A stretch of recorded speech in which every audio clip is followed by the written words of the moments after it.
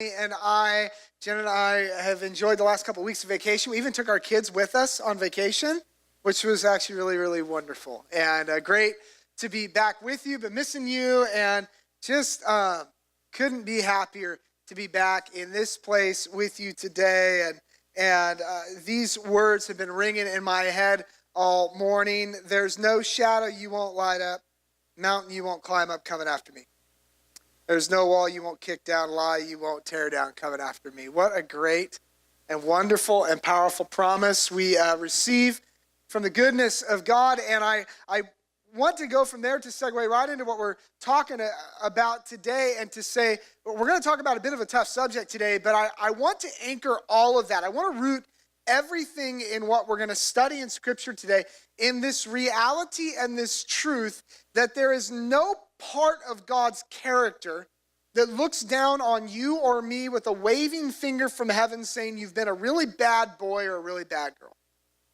That's something we kind of put on ourselves for those who lean deeply into the supernatural realm. Certainly we have an enemy of our soul, the devil, who speaks those sorts of lies over us, but we serve a God who loves us deeply and longs to simply invite us in to a greater depth of freedom and joy as we live. And that's only found on the process and in the development of our own lives becoming more Christ-like. So we just enjoy that together. My thanks to Pastor Dan, who over the last couple of weeks has just done, as always, a stellar job leading us in the Word. So thank you, Pastor Dan. I get told all the time that I need to remind us as a community, and so I'm trying to do it more often, just by way of reminder that every single one of our staff members work a full-time job in the marketplace and then serve on staff at Disciples. Not that there are many pastors that live this sort of life, but none of us are like hanging out in coffee shops 8 hours a day, like, with our feet up reading books on theology, chilling and taking naps. Like, we're like working real jobs like you are, and then give our time to the church. So when Dan steps in after running a realty business all week and finds 10, 12, 15 hours to study the Word and share a message with us, we ought thank him for that and feel that deeply. So thanks, Dan. You did an amazing job.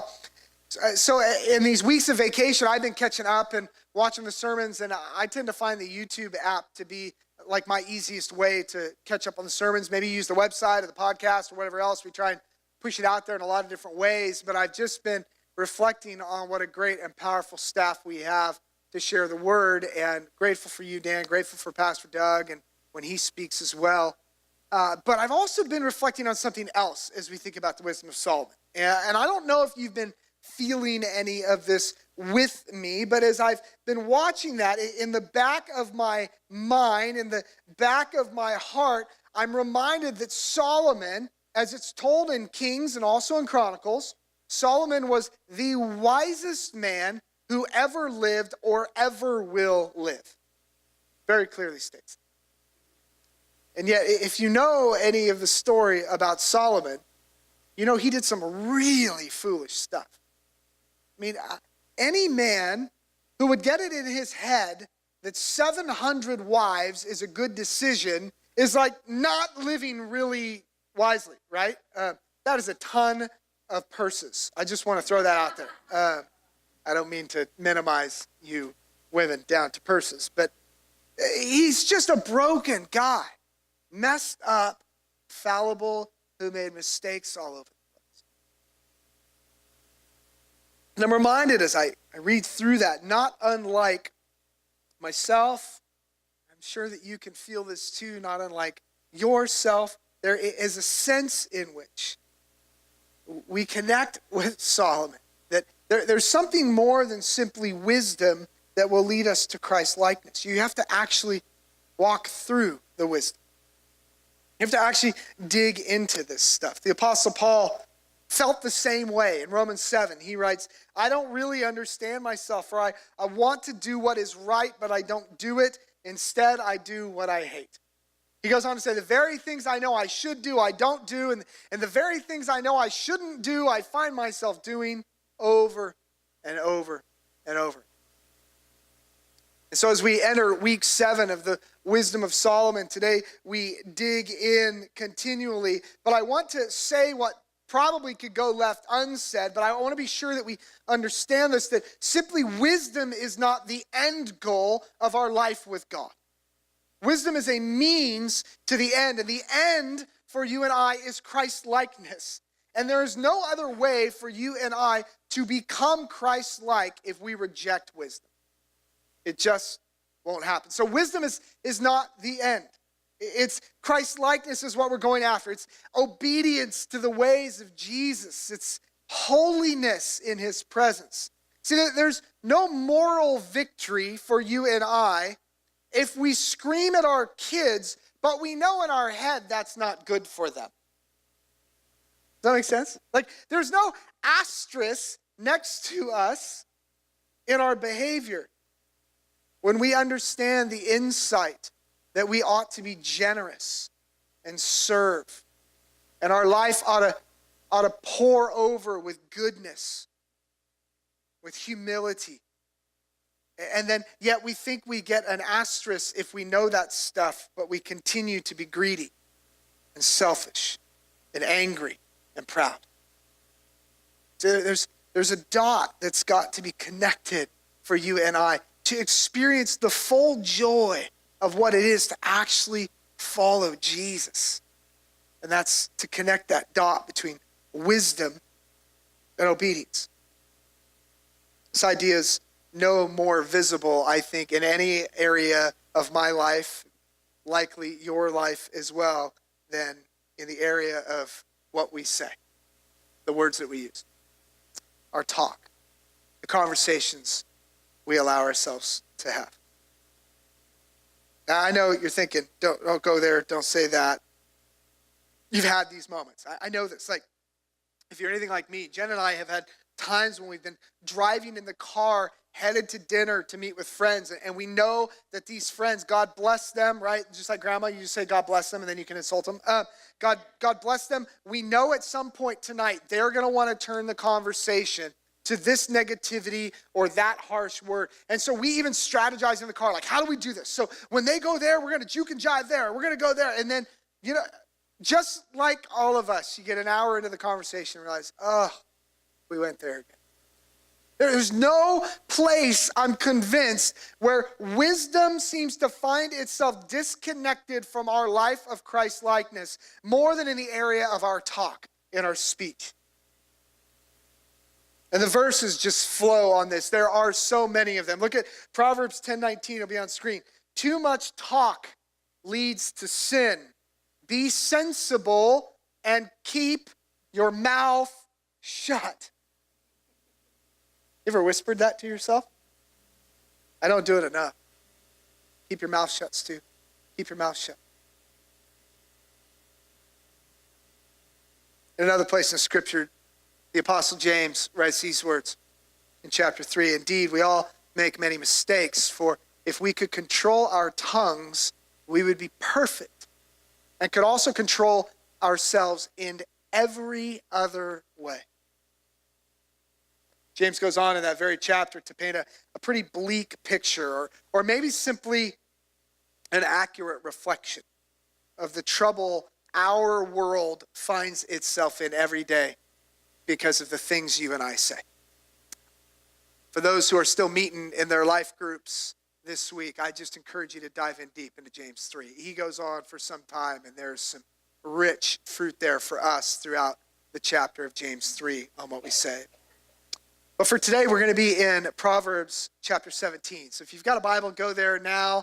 If you didn't bring a Bible with you, there should be a printed copy of the Scriptures in a seat pocket there nearby. Otherwise, digital version is a great way to go. There's an app in your app store called YouVersion. I think you'll love that. I'm going to use the New Living Translation if you want to follow along the same version. Otherwise, of course, as always, use whatever one you like. And just find yourself in Proverbs 17. As you turn there, let me just say a couple welcomes. Welcome to those of you across the hall in our living room joining us. Welcome to our students who I see out the corner of the window and in the front row beginning to stream in from summer camp. I smell you even now. So I'm just kidding. We don't really smell you, but we're glad to have our students back from summer camp, and good to have them filing back into the building. Those of you joining us online, we love you. Thanks for being part of the journey of faith. Let's go to Proverbs 17, but before we dive in, would you pray with me? Father, Son, and Spirit, these moments are absolutely a waste of time without you at the helm of our lives. So God, we place you as best we know how in the leadership of these moments. Speak to us in the words of King David. Teach us your ways so we might walk in your truth. We pray in Christ's name. Amen. So there he was in the conversation, not just the conversation of his life, but the conversation for his life. It was kind of a classic he said, she said sort of scenario. You've been caught in this, I know, 100 times. Somebody said something or twisted your words just enough to make them sound way different than you intended for them to mean, or twisted your meaning to mean something altogether different. He was there now, and he stood on trial, and uniquely he stood at a very, very public trial as the defendant. The first judge who had been hearing his case threw it out because the public unrest and the shouting and screaming from the gallery was so much that the prior judge said, I'm not even going to hear the case. I'm sending it to another judge who's better in a better jurisdiction to hear the case. And the new judge stuck with this case is in the public square and hearing the shouts and the raging screams of everyone in the city square calling for this man's death. They wanted the death penalty. And they felt that they had the juice behind it to make it happen. So there he stands on trial. The mob yelling, shouting for the death penalty. And they're claiming that he has encouraged people to go against the government's instructions and to steal money from the government. They go on to say he causes riots everywhere he goes. In every city and town he finds himself, a riot breaks out. And in front of the very people who are calling for his execution, the judge looks to him and says, are you really going to say that you want to be these people's king? And up to this point, he's been totally silent. And the only words he utters in the entire trial are these words. After the judge says, are these really the people who you say that you are the king of? And he looks to the judge and simply says, your words, not mine. So you say. The accusations continue and the insults are hurled and the crowd continues to grow in their rage. And the judge finally says, listen, I can't find him guilty of the crimes you've claimed. And even if he was guilty of those crimes, it doesn't deserve death. So here's what we're going to do. We're going to punish him lightly. We'll give him a little flogging and send him on his way. And the cries rage even louder. And all the while, the defendant, in the conversation for his life, says nothing. Doesn't set him straight on how his words have been twisted, doesn't argue to win the battle, doesn't come up with some wise conundrum to freak them out. He sat there and he remained silent. And just as the judge turns to the crowd to tell them once again he doesn't deserve death, they scream these words that whether you've been around church forever or never been in at all, you know. And they yell, crucify him. Crucify him. And he was silent. And as history would prove, once again, the loudest voice usually wins the argument, or at least the loudest voice is the only voice still screaming when the other person has walked out of the room and slammed the door as hard as they can to show that they don't want any part of it anymore. So what in the world made him quiet? What in the world made this Jesus of Nazareth remain utterly silent in the conversation for his life? If you were to go across the hall to the kids' room and ask a bunch of fourth graders or 4-year-olds and say, why was Jesus quiet? They would say something like, well, because he's Jesus, right? Or, a little more advanced theological background. And maybe you would say, well, because, he was fully God and he was fully man and he knew what was coming. And while these accusations weren't true, it was playing right in to the perfect plan of the Lord, that Christ would bring salvation through his death. And all of that is certainly true. But really? Like, Jesus had never been short of words prior. Like, he kind of preached really long sermons. He talked a lot. And now all of a sudden he's silent. And the painful yet beautiful reality that only true wisdom can uncover is this truth that God's will moves forward, even in the midst of false accusation and lies and betrayal. And every time you and I are faced with the reality of a false accusation or a lie, or our words got twisted, or something as simple as this idiot doesn't believe something that I believe to be true, I must set them straight. And of course, the best place to do that is Facebook, right? We go out to the Huffington Post and we find some article to support our argument, and we repost it and we go, I showed them. Then we stand by our phone and we wait for the notification to refresh so we can muscle up again and argue some more.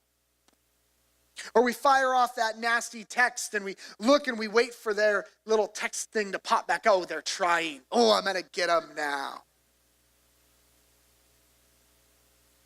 Or maybe more sadly, we stand on the other side of the threshold of the door with someone we once loved deeply, and we hurl insults at them. And we argue, and we fight. And I'm convinced that all of this boils down to a few things. And one of them is as simple as this: that when I feel that I must argue the case, I am simply proving that I don't believe God can handle the universe without me. Like, I can't believe this person would vote that way. I must make them understand. I can't believe that this person would be for that freedom being taken or that freedom being given. I must argue them onto my side of things. And meanwhile, the greater narrative of what you and I communicate when we do that is, I don't actually think God can handle the universe without my help. Maybe you're familiar with one of Aesop's famous fables. Story of a turtle who was really, really jealous of the ducks. You know the turtle and the ducks? The turtle was so jealous, the ducks would come around the pond every day and they would talk about how beautiful the outside world was outside of this pond. And they would talk about the beauty of the meadow and how wonderful it was to fly over the trees and to see the breeze floating leaves. And they often would talk about flying over to the next pond, over the next hill, and how beautiful and wonderful the world was. And meanwhile, the turtle was always so jealous and had such difficulty not being able to see the world. So finally one day, the ducks get together and they talk to each other. Quack, quack, quack, quack. Because that's how ducks talk. And they say to one another, we got to help out our buddy turtle here. And so they grabbed a stick and they said, okay, turtle, here's what's going to happen. We're going to each hold one end of the stick in each of our mouths, and you grab onto the center of the stick, and we're going to fly you high above the pond and give you a view of the world. And the turtle was ecstatic. And they said, but one thing, don't open your mouth or bad things will happen. And they begin to fly over the pond, and just as they had been talking about prior, everything was beautiful. He got to see a meadow that he had never seen before, and flowers blooming that he didn't know existed. He got to look down on the frogs, which, who doesn't want to look down on a frog, right? And he flew over the mountains and he saw beautiful things there as well. Just then, a crow flies up nearby them, looks to the two ducks, and says to the two ducks, surely this is the king of all the turtles. And before the crow could even finish, the turtle speaks up, why, certainly I am. And before he can get the rest of the sentence out of his mouth, He lost his grip on the stick and fell to his death. And I get it. It's a simple and a silly and a juvenile little fable, but the truth of the matter is all of grandma's trite little sayings that fit on your little Pinterest board when it comes to keeping your mouth shut actually are true. Like remember the old one of you have two ears and one mouth, maybe use the ears more than the mouth? You ever hear the one, you can't unring that bell? You can't unsay that? I mean, you know 1,000 of them. The turtle falls to his death because he just had to speak up.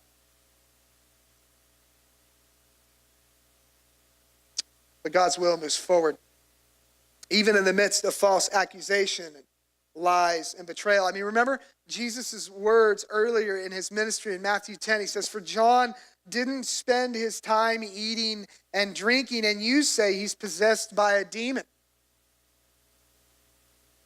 And the Son of Man, on the other hand, feasts and drinks, and you say he's a glutton and a drunkard, and a friend of tax collectors and other sinners.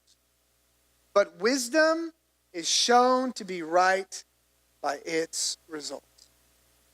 This is the key of connecting wisdom and insight to actual ways of living for you and I. Look with me at Proverbs 17.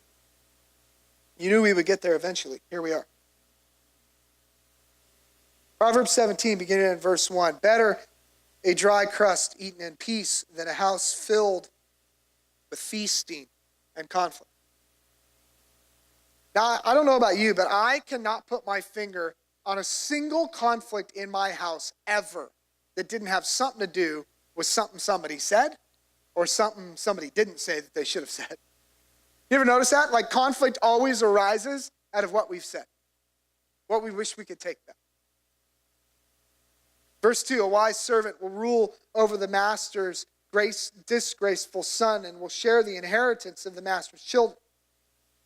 Verse 3, "Fire tests the purity of silver and gold, but the Lord tests the heart. Wrongdoers eagerly listen to gossip. Liars pay close attention to slander." "Those who mock the poor insult their maker, and those who rejoice in the misfortune of others will be punished. Grandchildren are the crowning glory of the aged. Parents are the pride of their children." Verse 7, "Eloquent words are not fitting for a fool. Even less are lies fitting for a ruler." And then skip ahead with me down to the end of the chapter, verses 27 and 28. These quintessential verses. "A truly wise person uses few words. A person with understanding is even-tempered. Even fools are thought wise when they keep silent, for with their mouths shut, they seem intelligent." Said a little different way, if you grew up around the Christian tradition, it goes something like, "Open your mouth and be thought a fool," or "Keep your mouth closed and be thought a fool. Open your mouth and remove all doubt." How many times in the recent past for you in your life have you said to yourself, "I should not talk right now. I should keep my mouth shut right now. And I should just listen"?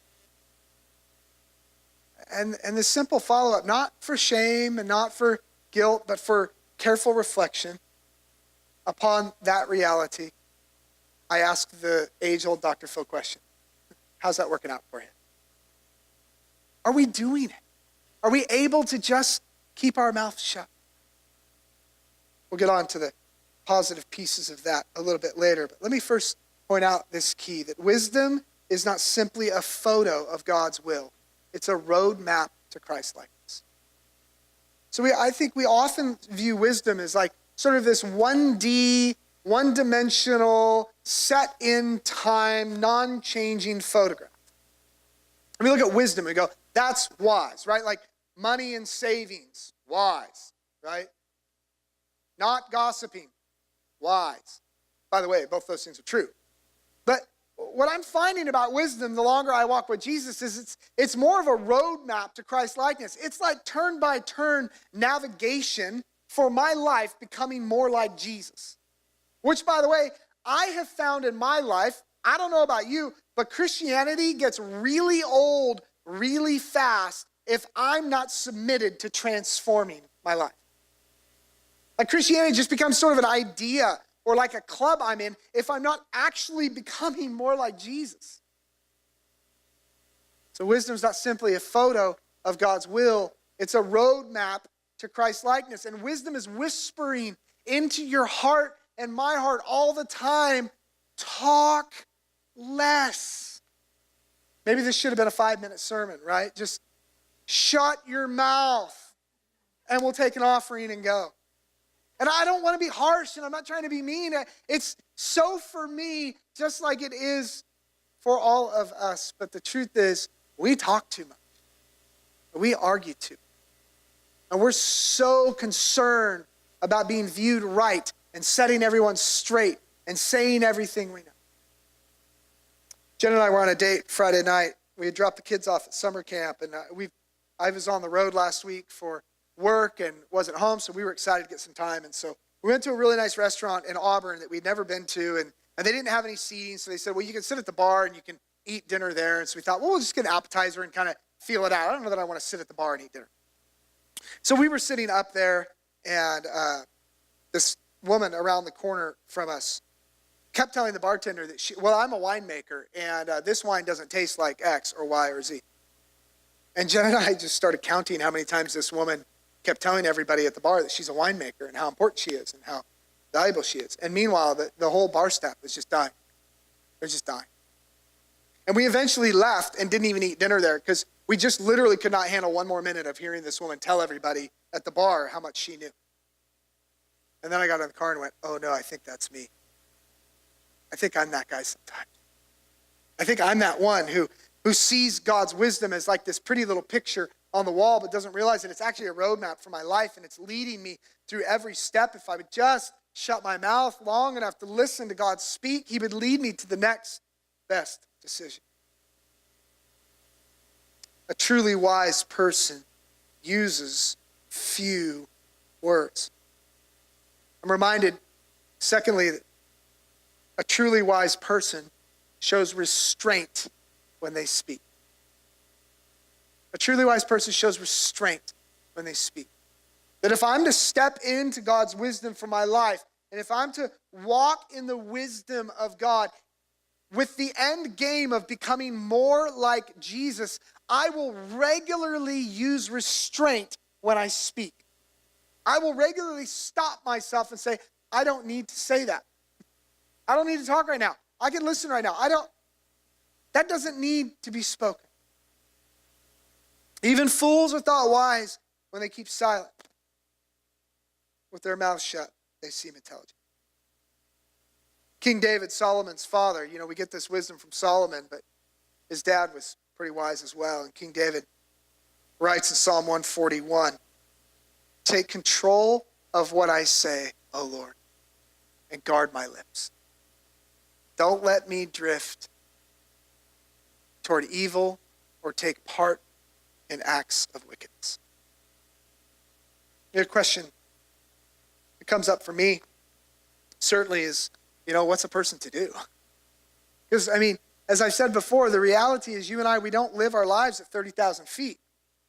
Wouldn't it be beautiful if you could live above your life at times and see every move and how the flight path would work if you go this way, but we just don't. You and I live in the cut and thrust, in the trenches of real life. You have a split second to think about how to respond on a very regular basis, and that's how life works. Hey, what do you think about that, Stu? Instead of, I don't know, I haven't really thought about that. Let me give that some thought. Like, what a foreign concept to say, I don't really feel prepared to speak on that.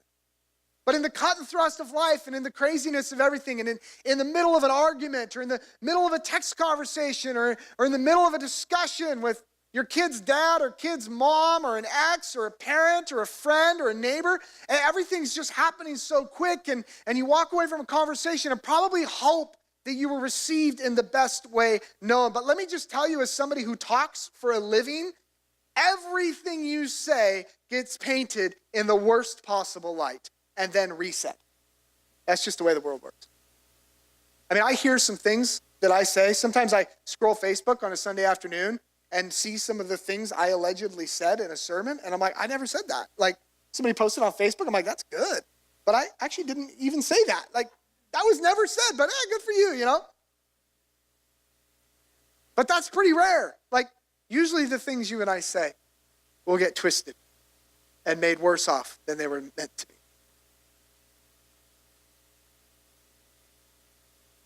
We live in an emotional world with emotions, where we have strong feelings about politics or about freedoms or about our kids or about business or about music or our favorite sports team or a movie we saw.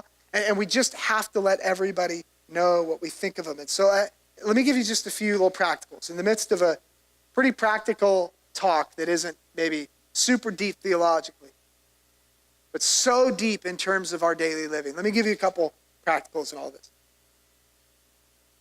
Firstly, let's remember what Jesus said in Luke 6. He says, a good person produces good things from the treasury of a good heart. He then conversely says, and an evil person produces evil things from the treasury of an evil heart. What you say flows from what is in your heart. These are the words of Jesus, not Stu. What you say flows from what's in your heart. So when that spouting of anger or whatever or defensiveness comes out, that's actually what you are. That's not like, oh yeah, I just lost my temper and I didn't mean that. No, actually, you totally meant that, and that's actually who you are. That's who I am. Another translation says, out of the overflow of the heart, the mouth speaks. I think the key practical in this is to just remind ourselves to pour overflowing goodness into your heart. If all that ever gets poured into your heart and my heart is Game of Thrones and Jay-Z and arguments with the ex and nasty text messages gossiping about the boss, what do we expect to come out later? Pour overflowing goodness into your heart. And the beauty of this, of willingly stepping into this life of transformation is, while it's effort, yes, it will require work. Again, remember, God's grace is opposed to earning. It's not opposed to effort. God's grace loves effort. It loves it when you and I commit ourselves to this and work out. But the beautiful thing about this is the transformation happens really fast. I'm amazed how quickly things transform. You ever hit the gym for like 3 weeks and already notice a change? You're like, it took me 20 years to look this flabby. And in 3 weeks, I already feel better. It's amazing. The same is true of our heart. Like if you've just been pouring in garbage and your heart is overflowing with anger and bitterness and snottiness and negativity, and might I just encourage you, maybe 3 times a day for the next week, take 2 minutes 3 times a day and read a psalm. 2 minutes 3 times a day. No 3-hour Bible study. I mean, that's great. Do a 3-hour Bible study. It's fine. But I'm just saying 2 minutes 3 times a day where you open up the scriptures and you just read a psalm to yourself. Maybe read it out loud in the car. And you'll be amazed what happens in just the course of a week if 3 times a day we just land back on this. Pour overflowing goodness into your heart. And in a very related way, look at Philippians 4:8. Paul writes to his friends in Philippi, and now, dear brothers and sisters, one final thing. Fix your thoughts on what is true and honorable and right and pure and lovely and admirable. Think about things that are excellent and worthy of praise. Now, I'm telling you, you watch MSNBC or Fox News, you will not be thinking about things that are excellent and worthy of praise. You just won't. Talk radio, negative, friends. Not positive, not helpful. Positive, encouraging words, okay, love. I mean, if you want to hear the same words over and over and over again, but they're at least positive and encouraging. Fix your thoughts on what is true and honorable and right, pure and lovely and admirable, that are excellent and worthy of praise. And there is, if you had to live with me, I mean, just corner Jen later and, ask, if you had to live with me, there is no end to the amount of things you could say about me that aren't good. And that's not a pass. That's not like, I'm just a jerk, so I just get to keep being a jerk. No, I need to be willing to become transformed in the likeness of Jesus too. But what I'm saying is there's no end for anyone in your life of things you could pick out that are not good about them. What if you focused on what was pure and lovely? What if this week when you go out to lunch with a coworker, instead of talking the whole time about what a jerk your boss is, you intentionally talked about the good things about your boss? What if next time you saw the ex or the parent of your children or somebody who's really tough for you, instead of pointing out all the things they do wrong, you thank them for something that they did well? What is excellent and pure and lovely? Remember who controls your thinking. Listen, you and I, we can't control much in this world, right? We can't control the moron driver in front of us in traffic. We can't control the boss's mood. Can't control a lot of things. But we solely are responsible for the control of our own thinking. No one else controls the way we think and what we fix our thoughts on. And I'm not just saying let's become a people who always pump sunshine and only say nice things even when they're not true. No, that's not what I'm saying. But there is a sense in which, especially in our community of faith, disciples, that because our value for authenticity is so high, we kind of use that as a pass to be mean. Like, hey, I'm just going to be real with you here. You ever said that? That's like our generation's version of bless their heart. Remember that when grandma would say, well, bless their heart. That woman couldn't cook a pie if her life depended on it. And somehow it was like sweet. It was like, well, grandma said bless her heart first, so, So we just say, well, hey, I'm just being real. But boy, that was the worst fill in the blank I've ever seen. I'm just trying to keep it real. Remember who controls your thinking. And out of the overflow of the heart, the mouth speaks. This is just what comes out. And especially for those of us who are like out loud processors, this is especially important. Because you've never had a thought that you didn't say first, right? So it's especially important for out loud processors. Because you just are saying things nonstop. Remember the proverb, shut your mouth? I've been woken up a few times this last week with a troubled heart about a conversation I have to have. And I don't want to have it, and I've been talking to God for a couple of days, going, God, surely you don't want me to do that. Because I know the conversation is looming. I'm fairly confident nobody else is going to have it with this dear friend of mine. And I've been pretty sure over the last couple of weeks that it will implode the friendship. That it will not end well.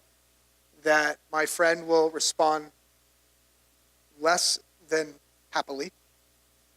And that bad things will happen. And that it will ripple out from there, and it will have impact on my family and our church and all that. But I've got this nagging sense in my spirit that the Lord said, hey, I want you to step into this. I need for you to have this conversation. And we were singing this morning, the God of miracles, the God who was and is to come, the power of the risen Son. And I was just challenged by the Lord in that moment. Like, you believe that I can heal the human body, but you don't believe that I'm in control of this follower of me who you need to have a hard conversation with. And so you've just resigned yourself, Stu, to the fact that as soon as you mention this, it's going to become this big blow up and it's going to be horrible and terrible. I've told the story that we started this church 8 years ago with 6 or 7 friends in a living room. And I think we theologically believe that God could do anything, but I think I had convinced everybody that while God could do anything, he needs Stu for most of it, right? You ever fallen into that trap? Oh, no, not you? Okay. Just me.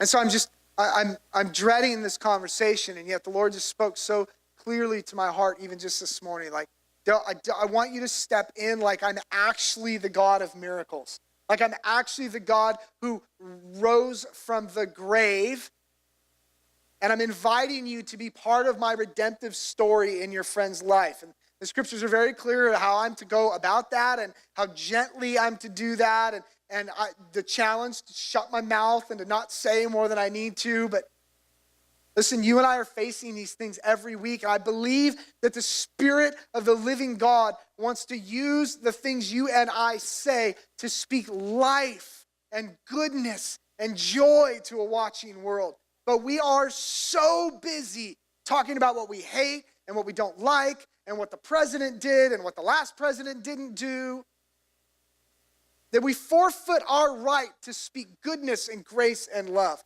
And when we're called to do it, we're just convinced it will go bad. The number of topics that are off the table now over dinner conversation are a lot, right?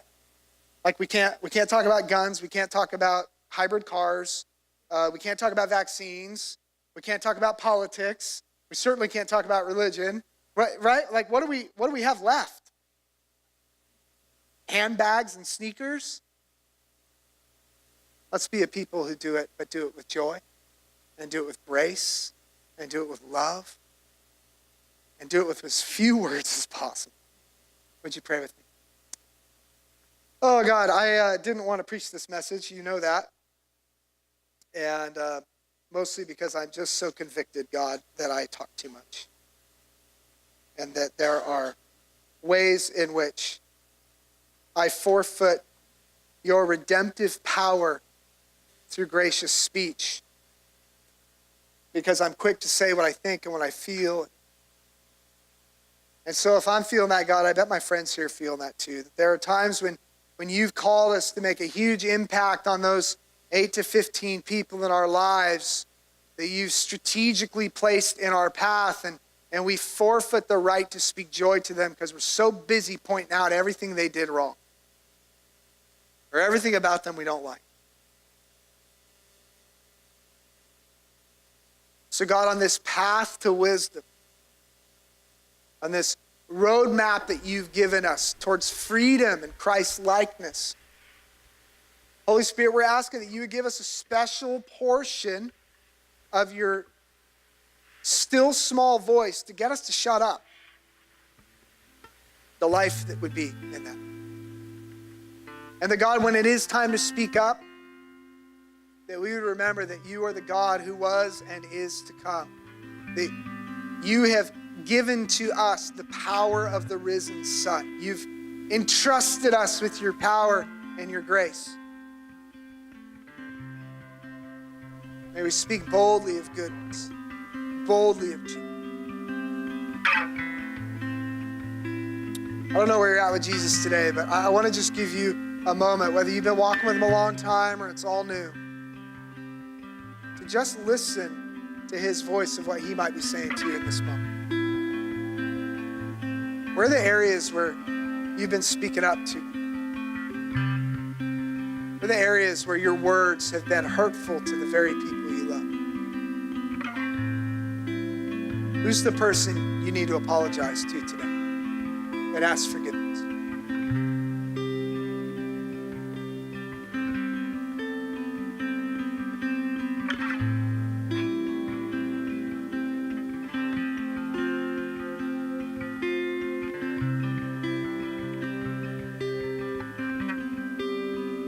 The amazing goodness of God's transforming power is that transformation begins to happen so quickly. And in a couple minutes a day, 3 times a day, 4 times a day, when we just intentionally fix our eyes back on what is good and pure and true and honorable and admirable and excellent, we make space. We create space in our life for God to do his miracle working power in us.